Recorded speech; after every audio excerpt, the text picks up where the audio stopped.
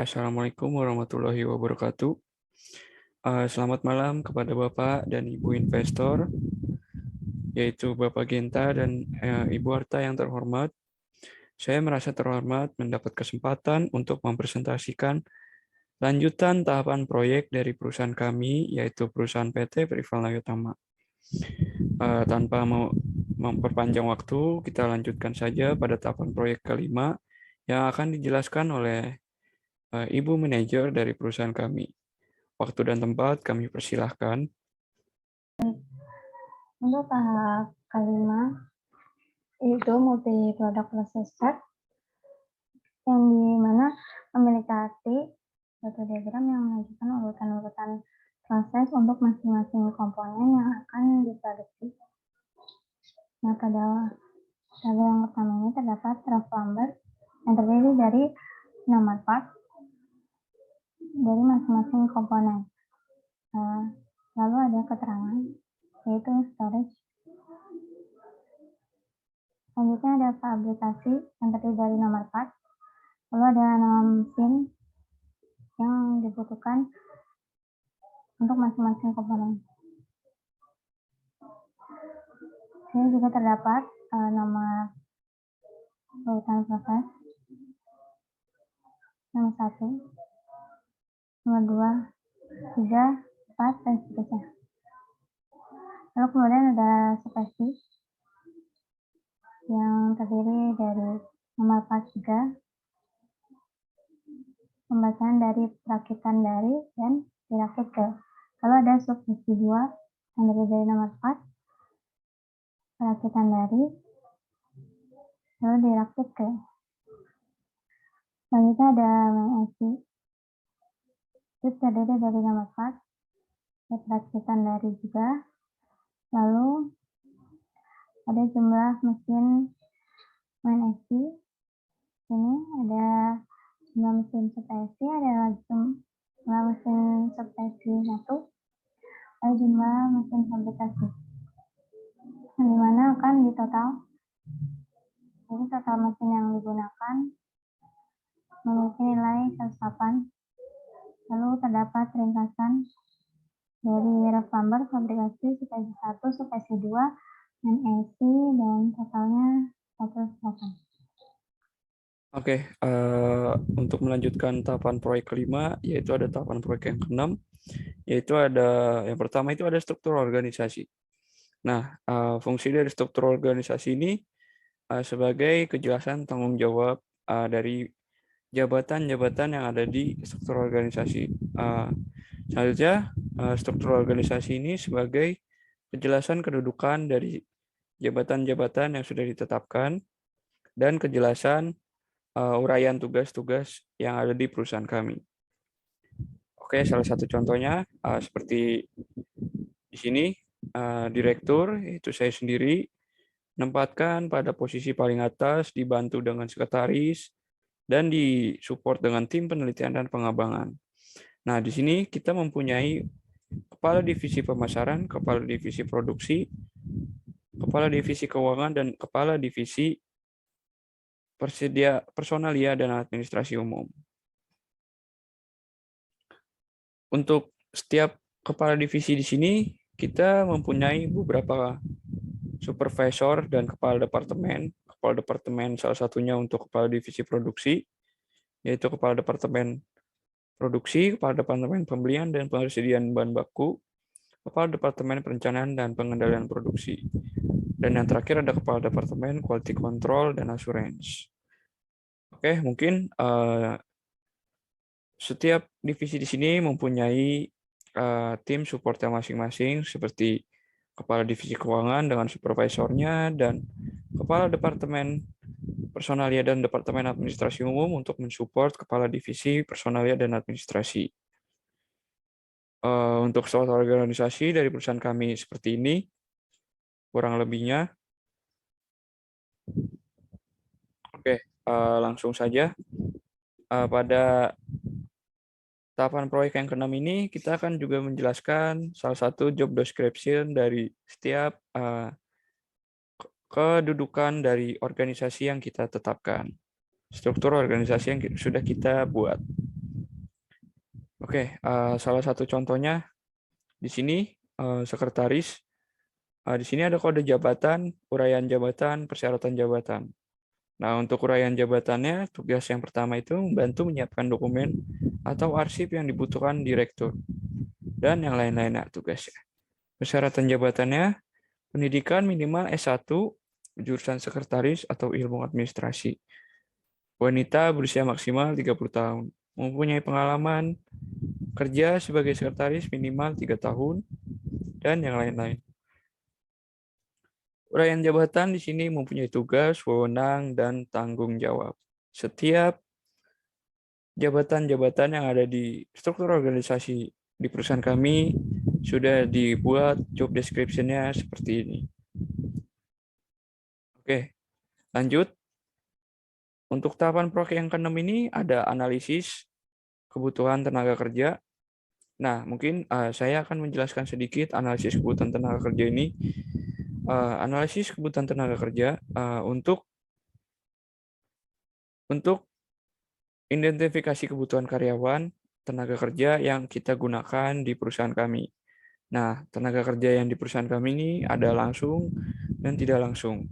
Nah, tenaga kerja langsung merupakan tenaga kerja yang melakukan secara langsung dalam proses produksi yang ada di perusahaan kami. Salah satu contohnya yaitu operator mesin stamping. Di sini tenaga kerja langsungnya ada 1 dan yang lain-lainnya.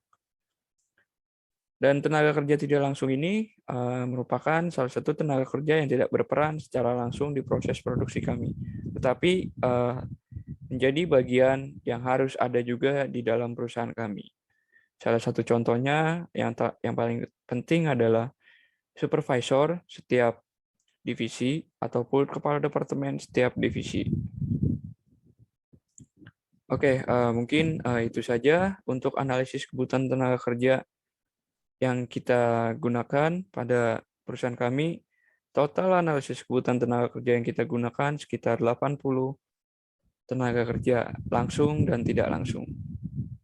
Baik, selanjutnya itu untuk kesehatan dan keselamatan kerja terdapat alat pelindung diri atau APD yang terdiri dari safety helm, wear pack, masker, safety shoes, sarung tangan, safety glass, hair mask, pelindung wajah, topeng las, earplug, dan glove anti panas.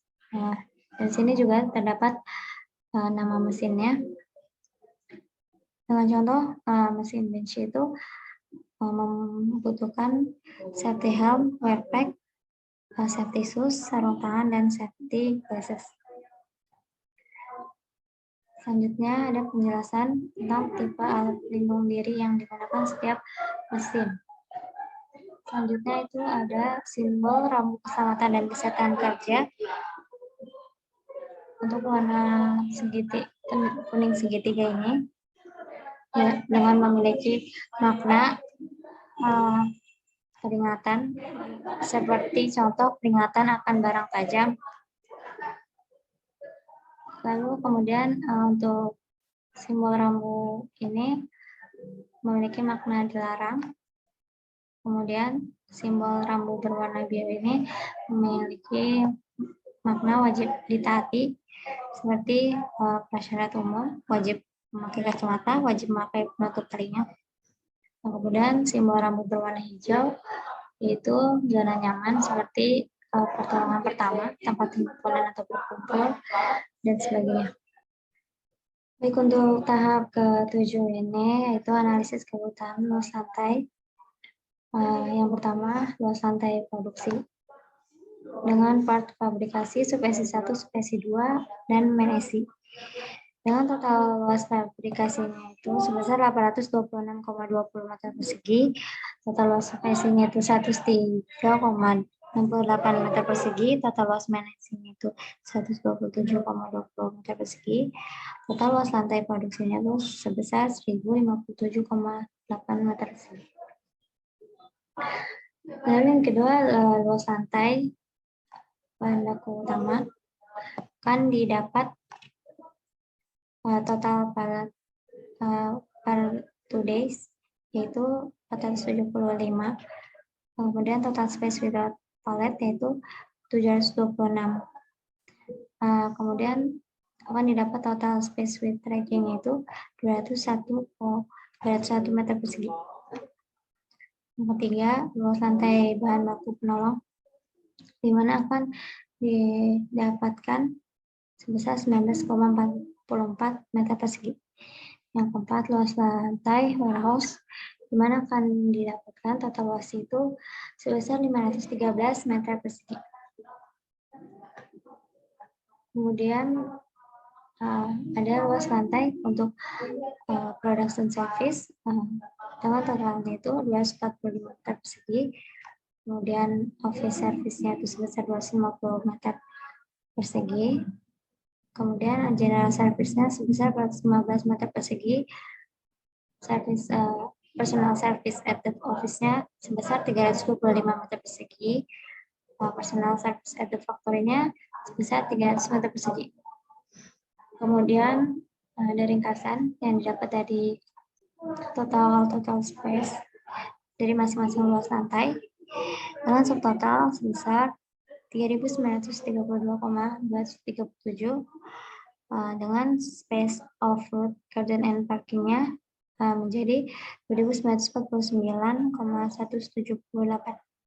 Jadi total luas lantainya sebesar 6.881,415 meter persegi. Baik, selanjutnya akan dijelaskan untuk tahap ke-8 yaitu pada Bapak Direktur. Untuk tahapan proyek selanjutnya itu ada ARC, yaitu tahapan proyek yang ke-8, Activity Relationship Chart. Nah, apa sih? Kita akan membahas kilas terlebih dahulu.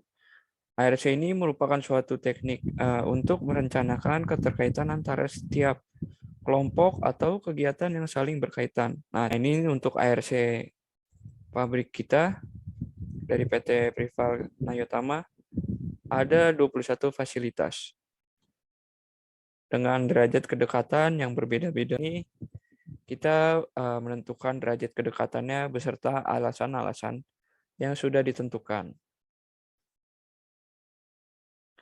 Oke, mungkin untuk ARC pada tahapan proyek ke-8 itu saja yang bisa saya sampaikan.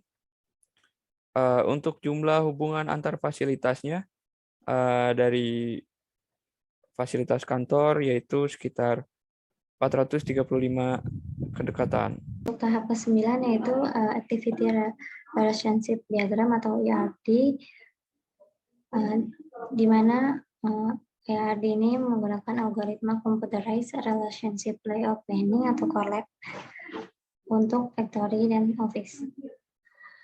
Pada tabel ini terdapat nama fasilitas, kode fasilitas, luas fasilitas, department relationship, derajat kedekatan, yaitu A, E, I, O, U, X, dengan memiliki nilai atau bobot A itu sebesar 4, E itu sebesar 3, I itu sebesar 2, O itu sebesar 1, U itu sebesar 0, X itu sebesar 1. Dengan jumlahnya itu didapat dari total derajat kedekatannya. Lalu kemudian ada total consonance rating atau TCR, didapat dari perkalian sesuai derajat kedekatan. Yang kemudian ada test rating yang akan didapat sesuai keterkaitan atau derajat kedekatan untuk masing-masing departemen. Setelah itu akan didapat aliran kolomnya untuk factory seperti ini. Lalu untuk office pengerjaan tabelnya sama dan akan mendapatkan alirannya seperti ini. Baik, sekian dari saya. Saya kembalikan kepada Bapak Direktur. Oke, mungkin itu saja yang bisa kami presentasikan. Kurang lebihnya mohon maaf. Wassalamualaikum warahmatullahi wabarakatuh.